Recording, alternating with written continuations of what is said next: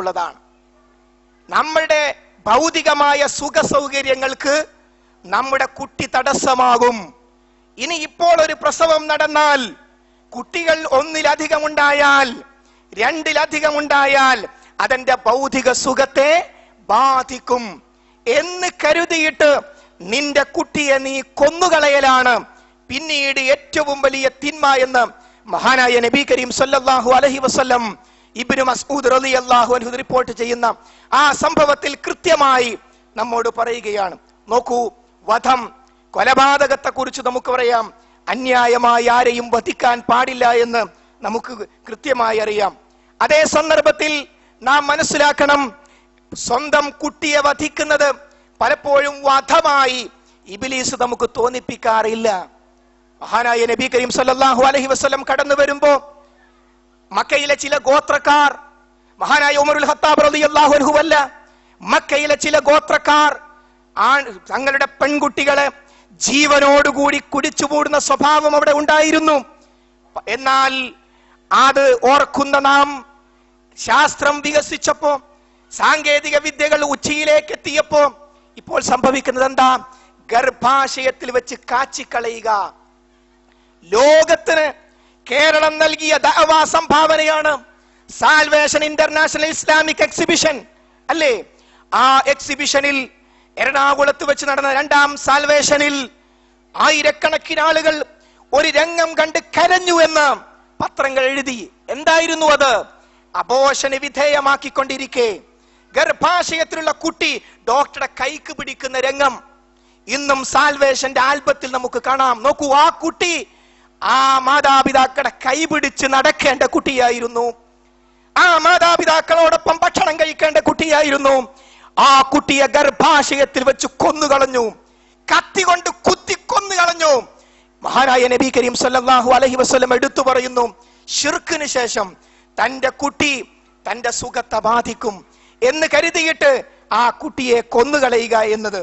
മാത്രമല്ല, ഗൾഫ് രാഷ്ട്രങ്ങളിലൊക്കെ, ഖത്തറിലുണ്ടോ എന്ന് എനിക്കറിയില്ല, പലരും ചിന്തിക്കുന്നത് ഇനി കുട്ടിയുണ്ടായാൽ എന്തൊരു ചെലവാണ് വിദ്യാഭ്യാസത്തിന് ഇവിടെ, അതുകൊണ്ട് ഇനി കുട്ടി വേണ്ട. ടിക്കറ്റിന് ഫെയർ എത്ര വേണ്ടി വരും ഒരു കുട്ടി കൂടി വന്നാൽ, അതുകൊണ്ട് വേണ്ട. ഇപ്പോഴുള്ള വീട് മതിയാകുമോ, അതുകൊണ്ട് വേണ്ട. ഇതൊന്നും ആരും പുറത്തേക്ക് പറയില്ല. പ്ലാനിംഗ് ആണ്. ഏത് പ്ലാനിംഗ്? എവിടുന്ന് കിട്ടിയ പ്ലാനിംഗ്? ദാരിദ്ര്യ ഭയത്താൽ തങ്ങളുടെ സുഖലോലുപതയെ ബാധിക്കുമെന്ന് കരുതി കുട്ടികളെ കൊന്നുകളയുന്നത് ഏറ്റവും വലിയ അക്രമമായിട്ടാണ് മഹാനായ നബി കരീം സല്ലല്ലാഹു അലൈഹി വസല്ലം നമുക്ക് പഠിപ്പിച്ചു തരുന്നത്. വിദ്യാഭ്യാസമുള്ളത് കൊണ്ട് ഇതിന് മോചനം നേടാൻ സാധിക്കുമോ? ഒരു സോഫ്റ്റ്വെയർ എഞ്ചിനീയർ ഈ അടുത്ത മാസങ്ങളിൽ നമ്മൾ വായിച്ച വാർത്ത, തന്റെ ഭാര്യ പ്രസവിച്ച് ഏതാനും ദിവസങ്ങൾ പരിചരണത്തിന് ശേഷം സ്വന്തം വീട്ടിലേക്ക് വന്ന് കുട്ടിയെ കിടത്തി, ഭാര്യ ബാത്റൂമിലേക്ക് പോയി. തിരിച്ചു വന്നപ്പോൾ കുട്ടിയെ കാണാനില്ല. ഭർത്താവിനോട് ചോദിച്ചു, ആ കുട്ടിയുടെ പിതാവിനോട് ചോദിച്ചു, എവിടെ പോയി നമ്മുടെ കുട്ടി? കുട്ടി കിണറ്റിൽ ഉറങ്ങുന്നുണ്ട്. കുട്ടിയെ കിണറ്റിലേക്ക് ഇട്ടു. നിർവികാരനായ അദ്ദേഹം പറയുന്നു, വിഷയമായപ്പോൾ പോലീസ് പിടിച്ചു. പോലീസിനോട് പറഞ്ഞു, ഇപ്പോൾ കല്യാണം കഴിഞ്ഞ ഉടനെ ഒരു കുട്ടിയെ ഞങ്ങൾ പ്രതീക്ഷിച്ചിട്ടില്ല, അത് ഞങ്ങളുടെ സുഖലോലുപതയെ ബാധിക്കും. തുറന്നു പറഞ്ഞു. പത്രങ്ങൾ ആ സ്റ്റേറ്റ്മെന്റ് അങ്ങനെ തന്നെ എഴുതി.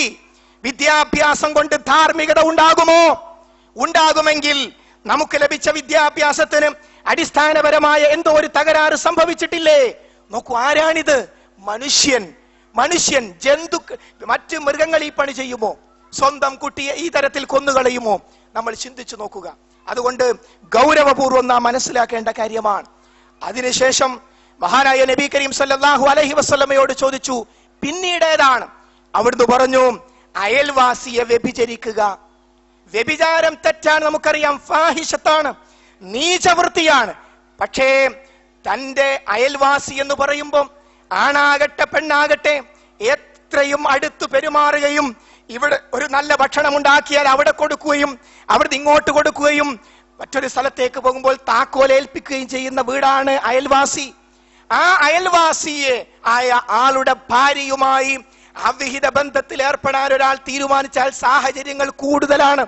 അതാണ് ആ സാഹചര്യത്തെ മുതലെടുക്കുന്ന വൃത്തികേടാണ് ഈ സന്താനത്തെ വധിക്കുന്നതിന് ശേഷം മഹാനായ നബി കരീം സല്ലല്ലാഹു അലൈഹി വസല്ലം എടുത്തു പറയുന്ന മറ്റൊരു തിന്മ വ്യഭിചാരം. മഹാനായ നബി കരീം സല്ലല്ലാഹു അലൈഹി വസല്ലമയുടെ അടുത്ത് ഒരാൾ വന്നു. അദ്ദേഹം പ്രവാചകനിൽ വിശ്വസിച്ചിട്ടുണ്ട്, അവിടുന്ന് പറഞ്ഞ കാര്യങ്ങളൊക്കെ പ്രാവർത്തികമാക്കുന്നുണ്ട്. ഒരു കാര്യം റസൂലുള്ളയോട് തുടർന്നു പറഞ്ഞു, അള്ളാഹുവിന്റെ റസൂലേ, അങ്ങ് പറഞ്ഞ കാര്യങ്ങളൊക്കെയും ഞാൻ പ്രാവർത്തികമാക്കാൻ ശ്രമിക്കുന്നുണ്ട്, എന്നാൽ ഒരു കാര്യത്തിൽ എനിക്ക് എന്നെ നിയന്ത്രിക്കാൻ സാധിക്കുന്നില്ല. റസൂലുള്ളാഹി സ്വല്ലല്ലാഹു അലൈഹി വസല്ലം ആരാഞ്ഞു, എന്താണ് ആ വിഷയം? അവിടുന്ന് പറഞ്ഞു, സ്ത്രീകളുടെ വിഷയത്തിൽ എനിക്ക് എന്നെ നിയന്ത്രിക്കാൻ സാധിക്കുന്നില്ല, എന്റെ കണ്ണും മനസ്സും എന്റെ ലൈംഗികാവയവങ്ങളും ഒക്കെ തെറ്റിപ്പോകുന്നു എന്ന് അദ്ദേഹം മഹാനായ നബി കരീം സ്വല്ലല്ലാഹു അലൈഹി വസല്ലമയോട് പറഞ്ഞു. ഹദീസിന്റെ ആശയമാണ് പറയുന്നത്. റസൂലുള്ള പറഞ്ഞോ, പോ, നീ നരകത്തിലാണെന്ന് പറഞ്ഞോ? ഇല്ല. മഹാനായ നബി കരീം സ്വല്ലല്ലാഹു അലൈഹി വസല്ലം ഈ വിഷയവുമായി വന്ന സത്യവിശ്വാസിയായ തന്റെ അനുചരനെ ശരിക്കും ചികിത്സിച്ചു. മഹാനായ റസൂലുള്ള അദ്ദേഹത്തെ കൗൺസിലിംഗ് നടത്തുകയാണ്. ചുരുക്കി പറയട്ടെ, റസൂലുള്ള പറഞ്ഞൊരു ചുരുക്കം ഇതാണ്: നിന്റെ ഭാര്യയെ, നിന്റെ മാതാവിനെ, നിന്റെ പെങ്ങളെ, നിന്റെ മകളെ, ഓരോന്നും വെവ്വേറെ ചോദിച്ചിട്ടുണ്ട്. ആരെങ്കിലും കടന്നു പിടിച്ചാൽ, ആരെങ്കിലും വ്യഭിചരിച്ചാൽ, ഓരോന്ന് പറയുമ്പോൾ അവനെ ശരിയാക്കി കളി. എന്റെ ഭാര്യയെ തൊട്, എന്റെ ഉമ്മയെ, എന്റെ പെങ്ങളെ, എന്റെ മകനെ. ശരി, അപ്പോ നിന്റെ പെങ്ങളെ ഒരാളും നോക്കാൻ പാടില്ല, നിന്റെ ഭാര്യനെ ഒരാളും തൊടാൻ പാടില്ല, നിന്റെ ഉമ്മയെ, നിന്റെ പെങ്ങളെ. എങ്കിൽ സഹോദര, നീ നിന്റെ ഭാര്യയല്ലാത്ത ആരുമായി ബന്ധപ്പെടുമ്പോഴും അത് മറ്റാരുടെയെങ്കിലും ഭാര്യയാവില്ലേ, അല്ലെങ്കിൽ ഉമ്മയാവില്ലേ, അല്ലെങ്കിൽ പെങ്ങളാകില്ലേ, അല്ലെങ്കിൽ മകളാവില്ലേ? നോക്കൂ ചോദ്യം. പ്രകൃതി മതത്തിന്റെ പ്രവാചകൻ മുത്തു മുഹമ്മദ് മുസ്തഫ നബി കരീം സല്ലല്ലാഹു അലൈഹി വസല്ലമയുടെ ചോദ്യം നമുക്ക് തിരിച്ചും പറയാം. നാം പുരുഷന്മാർ തന്റെ ഭാര്യയല്ലാത്ത ഏതൊരു സ്ത്രീയുമായി ബന്ധപ്പെടുമ്പോഴും ഇങ്ങനെയല്ലേ? മറ്റാരുടെയെങ്കിലും ഒരു സ്ത്രീ മറ്റേതെങ്കിലും ഒരു പുരുഷനുമായി ബന്ധപ്പെടുമ്പോൾ അത് മറ്റാരുടെയെങ്കിലും ഭർത്താവോ, പിതാവോ, മകനോ, സഹോദരനോ ആവില്ലേ? അപ്പോൾ ചിന്തിക്കാത്തത് കൊണ്ടാണ് തെറ്റ് ചെയ്യുന്നത്. വ്യഭിചാരം ഏറ്റവും വലിയ നന്ദികേടും വൃത്തികേടുമാണ്. അത് ജീവിതത്തിൽ ഒരിക്കലും വരാൻ പാടില്ല. നാം ശ്രദ്ധിക്കണം. മഹാനായ നബി കരീം സല്ലല്ലാഹു അലൈഹി വസല്ലം നാളെ പരലോകത്ത് ശിക്ഷകരുടെ പറഞ്ഞ കൂട്ടത്തിൽ പറഞ്ഞു, വ്യഭിചരിക്കുന്ന ആളുകൾ അവർ നാളെ കത്തിജ്വലിക്കുന്ന നരകത്തിന്റെ തീജ്വാലകൾക്ക് മുകളിൽ ചില പുരുഷന്മാരും സ്ത്രീകളും നഗ്നന്മാരും നഗ്നകളുമായി കാണാം. ആരാണവർ? ദുനിയാവിൽ വെച്ച് വ്യഭിചരിച്ചവർ. മക്കൾ അവരെ കാണുന്നു, നാട്ടുകാരവരെ കാണുന്നു. ഇങ്ങനെയായിരുന്നു അല്ലേ എന്ന്. ആരൊഴികെ? പശ്ചാത്തപിച്ചവർ ഒഴികെ. നാഥാ, പറ്റിപ്പോയി, പൊറുത്തു തരേണമേ, ഇനി ഞാൻ ആവർത്തിക്കുകയില്ല എന്ന് പ്രഖ്യാപിക്കുകയും മടങ്ങുകയും ചെയ്തവർ ഒഴികെ. അള്ളാഹു ആ പശ്ചാത്താപം സ്വീകരിച്ചാൽ കാണിച്ചു കൊടുക്കും. പടച്ചോ മാത്രം വേറെ ആരും കാണില്ല. തൗബ ചെയ്തവർ. അതുകൊണ്ട് വ്യഭിചാരം എന്ന വൃത്തികേട് നമ്മുടെ ജീവിതത്തിന്റെ ഏതെങ്കിലും ദുർബല നിമിഷങ്ങളിൽ സംഭവിച്ചു പോയോ? ഇതാ അവസരം. അതിനന്ത്യം കുറിക്കാൻ പരിശുദ്ധ റമളാൻ നമ്മുടെ മുമ്പിൽ എത്തിയിരിക്കുന്നു. ഇനി കാത്തു നിൽക്കാതെ പടച്ചവനോട് പശ്ചാത്തപിക്കുകയും ആ വൃത്തികേടിന്റെ സാഹചര്യങ്ങളിൽ നിന്ന് മാറി നിൽക്കുകയും ചെയ്യുക. അതേപോലെ മഹാനായ നബി കരീം സല്ലല്ലാഹു അലൈഹി വസല്ലം വധശിക്ഷ വിധിച്ച തെറ്റാണ് സ്വവർഗരതി എന്ന് പറയുന്നത്.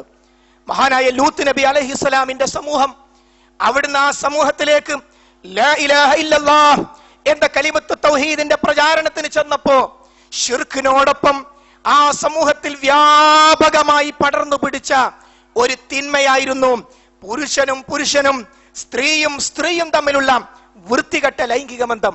മഹാനായ ലൂത്ത് നബി അലൈഹിസ്സലാം പറഞ്ഞു, കൂട്ടരെ, എന്റെ മകളെ ഞാൻ നിങ്ങൾക്ക് വിവാഹം ചെയ്തു തരാം, പക്ഷേ നിങ്ങൾ ഈ വൃത്തികേട് ചെയ്യരുത്. അവർ അത് കേട്ടില്ല. അവർ പറഞ്ഞത് എന്താണെന്നറിയാമോ? അഹ്രിജൂഹും മിൻ ഖറിയ. നിങ്ങൾ കുറെ ശുദ്ധന്മാരായ ആൾക്കാർ, ഇതൊന്നും പറ്റൂല, വിവാഹേ പറ്റൂ, പുരുഷനും സ്ത്രീയും തമ്മിലുള്ള വിവാഹേ പറ്റൂ, നാട്ടിൽ നിന്ന് പുറത്തു പോയാട്ടെ. ആരോട്? ഇവരോട് പുറത്തു പോകാൻ, ഞങ്ങളാ ഇവിടുത്തെ ആളുകൾ എന്നാണ് അവർ പറഞ്ഞത്. ഖുർആൻ അവരെ കുറിച്ച് പറഞ്ഞത് ലഹും ഫീ സക്രതിഹിം യഅമഹൂൻ. അവർ ആ ലഹരിയിൽ മുഴുകി. മയക്കുമരുന്നില്ലേ, മദ്യമില്ലേ, ലഹരി. അത് ആ പ്രയോഗം ഇവിടെ പ്രയോഗിച്ചത്. ലഹും ഫീ സക്രതിഹിം യഅമഹൂൻ. അവർ ആ ലഹരിയിൽ മുഴുകി എന്നാണ്. അവസാനം റബ്ബ് സുബ്ഹാനഹു വ തആല ആ സമൂഹത്തെ, ആ ഭൂമിയെ കീഴ്മേൽ മറിച്ച് ചരൽക്കാറ്റ് അയച്ചുകൊണ്ട് ഇഷ്ടികകൾ കൊണ്ട് മഴ പെയ്യിപ്പിച്ച് ആ സമൂഹത്തെ നശിപ്പിച്ചു എന്ന് നമ്മൾ ഇവിടെ ഈ ദിവസം ഈ വേദിയിൽ വെച്ച്